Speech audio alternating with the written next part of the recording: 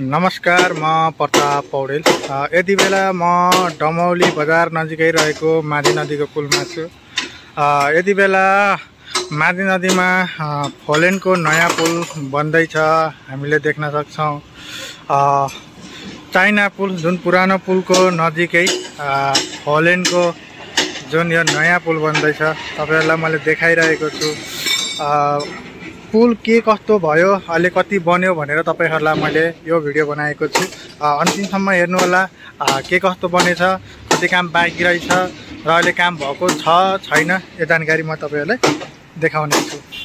हामी देख्न सक्छौँ यहाँ कामहरू भइरहेको छ, जुन यो फलामहरू खोल्ने कामहरू भइरहेको छ। यतापट्टि यो ढलानको काम सकिसकेको छ र बीच भागमा चाहिँ थोरै काम छ, जुन एउटा पिल्लर बाँकी नै छ। हामी देख्न सक्छौँ यहाँबाट पनि थोरै बीच भागमा चाहिँ अलिकति काम बाँकी छ। म अहिले त्यहाँसम्म गएर पनि देखाउने छु। त्यो चाहिँ अहिले बर्खाको समय सुरु भइसकेको छ। बर्खाको समयको कारणले गर्दाखेरि त्यो काम चाहिँ नहुने भन्ने जानकारी हामीले पाएका छौँ। त्यो काम चाहिँ अहिले बर्खाको समयमा हुँदैन। बर्खाको समयमा भनेको यो जुन यतापट्टि ढलन भइसकेको यतापट्टिको, अनि त्यस पछाडि उता जुन चापाघारतिर साइडको कामहरू चाहिँ तीव्र गतिमा हुन्छ भने बीच भएको काम हुँदैन। अब के कति काम भयो म तपाईहरुलाई देखाउँछु, भिडियो चाहिँ हेर्दै गर्नु होला। यति बेला म पुलमाथि आइसकेको छु। यो पुलमाथिको दृश्य हो।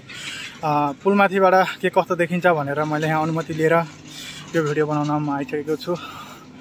हुन त अलिकति गाह्रो पनि हुन्छ, किनकि यहाँ केही कारण भइहाल्यो भने खेती कसले बेहोर्ने, यहाँ दुर्घटना हुनसक्छ भन्ने कुरा हुन्छ।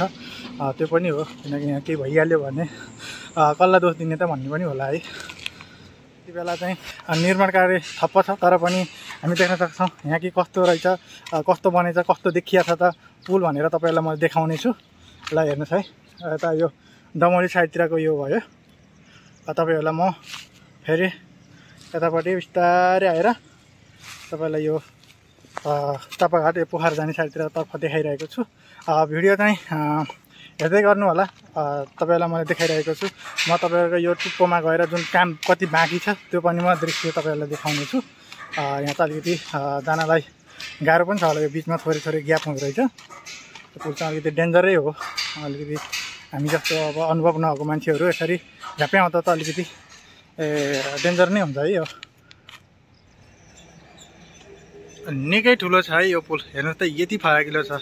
यो टुँडादेखि त्यो टुँडासम्म हेर्नुहोस् त कति फराकिलो छ यो पुल। यो पुल गाडीहरू आउन जानको लागि मात्रै होइन, एउटा यो पर्यटकीय हिसाबले पनि यो एकदम लोभ लाग्ने खालको पुल बन्ने छ। यहाँ चाहिँ पर्यटकीय हिसाबले यो पुल हेर्नको लागि पनि आउनु छ भन्ने हामीले अनुमान गरेका छौँ। पक्कै पनि आउनुहुन्छ। यो निकै सुन्दर बनेको छ, निकै ठुलो बनिरहेको छ। हामी देख्न सक्छौँ यहाँ चाहिँ यो जुन कामहरू भइरहेको छ, जुन यो फलामहरू यो ढलन सकिसकेपछि खोल्ने कामहरू भइरहेको दृश्य हामी देख्न सक्छौँ। अब म तपाईहरुलाई चाहिँ तलपट्टि लगेर पुलमुनि गएर तपाईहरुलाई केही दृश्य देखाउने छु। हामी देख्न सक्छौँ यति बेला चाहिँ यो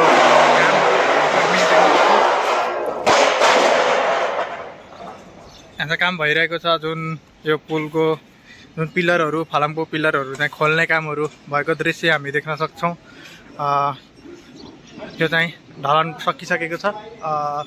उताको काम, यो बिचको काम चाहिँ नभयो भने जति यतापट्टि ढलन भइसकेको कामहरू चाहिँ बर्खाको समय पनि हुन्छ भन्ने जानकारी हामीले पाएका छौँ, हामी देख्न सक्छौँ। र म थोरै अगाडि गएर तपाईहरुलाई चाहिँ कति बाँकी रहेछ त काम, अब यो ढलनको काम कति बाँकी रहेछ पुलको भनेर म तपाईहरुलाई देखाउने। जुन यो बिचमा रहेको काम चाहिँ बाँकी छ, यो अब बर्खाको समयमा नहुने भन्ने हामीले जानकारी पाएका छौँ।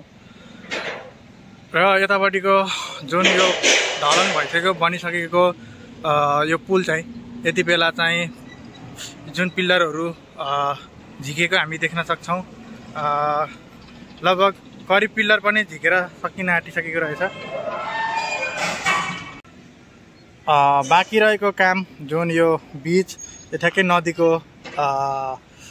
बीच भागमा पर्छ यो पिल्लर।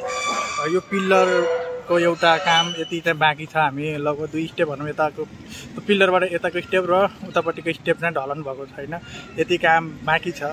जुन यो बर्खाको समय सुरु भए पछाडि रोकिएको काम हो यो।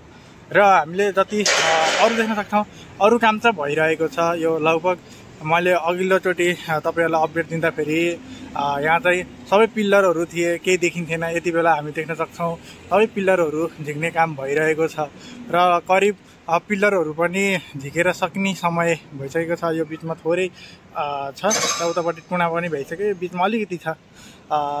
पुल निकै सुन्दर बनेको हामी देख्न सक्छौँ। हेर्नु त यति ठुलो पुल छ तपाईँहरूको फोलेनको पुल माझी नदीमा डमौली बजारको नजिक यति ठुलो माझी नदीमा देखिएको पुलको दृश्य हामी देख्न सक्छौँ।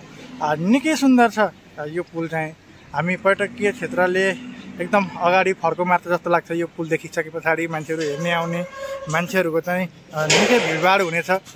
जो कोही पनि टाढा जाने मान्छेहरू पनि झरेर यहाँ गाडीहरू रोकेर हेर्ने चाहिँ एउटा जुन एउटा भिड चाहिँ हामी देख्न सक्छौँ भन्ने हामीले अनुमान गरिएको छ। तपाईँलाई म देखाइरहेको छु। यहाँनिर चाहिँ अब यो पहिला चाहिँ पुरै कम्म नै थियो, उतैसँग थियो। अहिले चाहिँ अब बर्खाको समयमा चाहिँ नदीहरूको पानी कट्नको लागि यहाँ खोतालिसकेको रहेछ। एउटा गोरेटो बनाइसकिएको हामी देख्न सक्छौँ।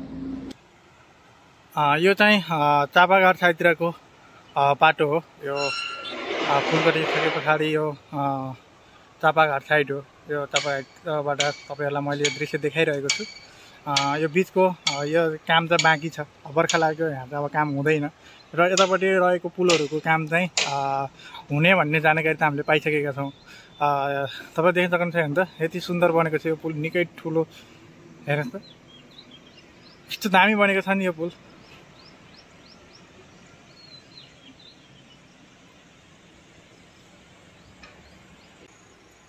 यति बेला यो पिलरहरू खोल्ने काम भएको छ भने अरू काम चाहिँ भएको हामी देख्न सक्दैनौँ। सायद अब यो काम बर्खा लागेरै रोकिएको होला, रोकिएको हामी देख्न सक्छौँ। तर थोरै काम त भइरहेको छ, तर पनि तीव्र गतिमा काम त भएको हामी देख्न सक्दैनौँ यति बेला। बर्खा पनि लाग्यो, त्यही भएर होला। अब के कस्तो नियम छ, अब कति यो बर्खाको समयमा सायद यस्तो कामहरू चाहिँ निकै कम भएको देखिन्छ। हामीहरूले अब यो सरकारी काम भन्दा पनि आफ्नो प्राइभेट काम पनि घर बनाउनेदेखि लिएर हरेक चिजहरू पनि हामी यो समयमा हामी खासै निर्माण गर्दैनौँ। यो पुल ल हेर्नुहोस् है के कस्तो भइरहेछ, कहाँनिर कस्तो छ भन्ने कुरा पनि म तपाईँलाई देखाइरहेको छु। राम्रोसँग त्यो भिडियो हेरेर अवलोकन गर्नु होला। के कस्तो लाग्छ सल्लाह सुझाव पनि दिन सक्नुहुनेछ। मध्य नेपाल अपडेटमा यदि तपाईँ नयाँ हुनुहुन्छ भने च्यानललाई सब्सक्राइब पनि गर्नु होला, एउटा लाइक पनि गरिदिनु होला र सेयर पनि गरिदिनु होला। जुन यो डमौली नजिक रहेको माझी नदीको पुल 17 जिल्लासम्म पुगोस् भन्ने मेरो चाहना हो। मैले कामना पनि गरेको छु। यो निकै भाइरल हुनेवाला छ यो पुल र हामीले यसलाई चाहिँ पर्यटकीय हिसाबले पनि अगाडि बढाउनुपर्छ भन्ने मलाई लाग्छ। म थोरै पुलभन्दा टाढा गएर यो दृश्य देखाइरहेको छु। टाढाबाट चाहिँ कस्तो देखिँदो रहेछ भनेर तपाईँहरूलाई देखाउने प्रयास गरेको छु। तपाईँ देख्न सक्नुहुनेछ अलिकति टाढाबाट चाहिँ यस्तो देखिँदो रहेछ।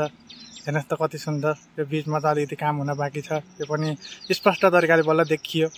कति काम बाँकी रहेछ भन्ने कुरा चाहिँ यो भिडियोबाट पनि तपाईँहरूले थाहा पाउन सक्नुहुनेछ। यो नै हो माझी नदीमा बन्दै गरेको फोलेनको यो पुल। यति बेला लगभग करिब यहाँ पिल्लरहरू पनि निकाल्ने काम भइरहेको छ भने पुल निर्माणको काम चाहिँ यति बेला ठप्प छ। तर जुन यो पिल्लरहरू चाहिँ निकाल्ने काम चाहिँ भएको छ भने पुलको काम चाहिँ हामी ठप्प भएको देख्न सक्छौँ। तपाईँहरूले यो भिडियो हेरिसकेपछि के कस्तो लाग्छ सल्लाह सुझाव दिनु होला, कमेन्ट गर्नु होला। तपाईँहरूले यो भिडियो कहाँबाट हेर्दै हुनुहुन्छ त्यो पनि भनिदिनु होला। र मेरो अहिलेसम्म बनाएको भिडियोहरू के कस्तो लागेको छ तपाईँहरूलाई त्यो पनि सल्लाह सुझाव दिन सक्नुहुनेछ।